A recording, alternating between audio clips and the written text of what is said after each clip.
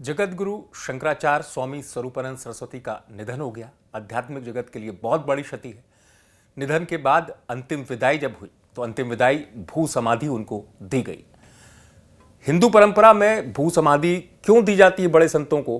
कई लोगों के मन में यह जिज्ञासा होती है, इस बात को जानने की इच्छा होती है कि बड़े जो संत होते हैं उनका दाह संस्कार क्यों नहीं होता, उनको भू समाधि ही क्यों दी जाती है, ये एक प्रश्न रहता है। तो इसके पीछे की वजह क्या है मैं आपको बताऊंगा। दरअसल सनातन संस्कृति जो है, सनातन परंपरा में जो हिंदू संत होते हैं उनको 4 तरीके से समाधि दी जाती है। वो 4 तरीके भी मैं आपको बताऊंगा, लेकिन भू समाधि ही क्यों? दरअसल आमजन जो होते हैं, जो संत श्रेणी के नहीं होते, उनका दाह संस्कार होता है।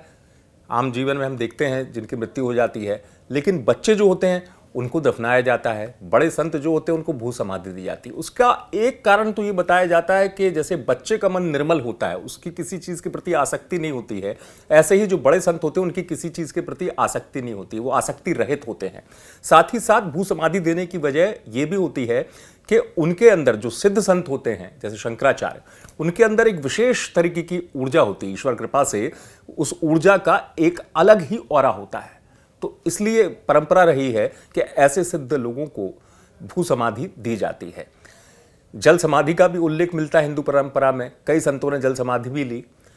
कई बार ऐसा भी देखने को आया कि गंगा घाट पर बीच, गंगा घाट में ले जाकर, गंगा घाट से बीच नदी में ले जाकर नाव के जरिए जल समाधि भी दे दी जाती है। लेकिन हाँ, भू समाधि की हम बात कर रहे हैं, शंकराचार्य को भी पहले इसके लिए उनके स्थान का चयन किया जाता है। कोशिश की जाती है जिस मठ में उनका वक्त व्यतीत हुआ है या जो उनके गुरु का स्थान है वहाँ पर समाधि दी जाए।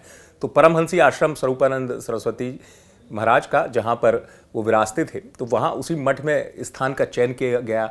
वहाँ गड्ढा बनाया जाता है, गड्ढे में फिर भू समाधि दी जाती है। उससे पहले जो प्रक्रिया होती है वो वैदिक तरीके से होती है। गोबर से लीपने से लेकर और जो पूजन सामग्री होती है, श्रृंगार होता है, उन तमाम चीज़ों का ध्यान रखा जाता है। साथ ही साथ जब भू समाधि दी जाती है तो जो गड्ढा होता है उसके समानांतर एक गड्ढा और बनाया जाता है, क्योंकि भू समाधि हमेशा, आपको एक चीज़ महत्वपूर्ण बता दूं कि जिस संत को दी जाती है वो इस अवस्था मुद्रा में दी जाती है कि वो पद्मासन में बैठे हों या सिद्धासन में बैठे हों। तो यही पद्धति से शंकराचार्य स्वरूपानंद सरस्वती को भी भू समाधि प्रदान की गई। और इसके पीछे पौराणिक मान्यताएं हैं, वही पौराणिक मान्यताएं मानी जाती हैं और कोशिश ये रहती है कि जो गुरु उनके रहें उनके स्थान के पास भू समाधि दी जाए। और ये सवाल भी आता है कि जो आमजन होते हैं उनसे अलग जो साधु संत होते हैं उनका विशिष्ट स्थान होता है। यही वजह है कि उनको भू समाधि प्रदान की जाती है। आप देखते रहें MP तक।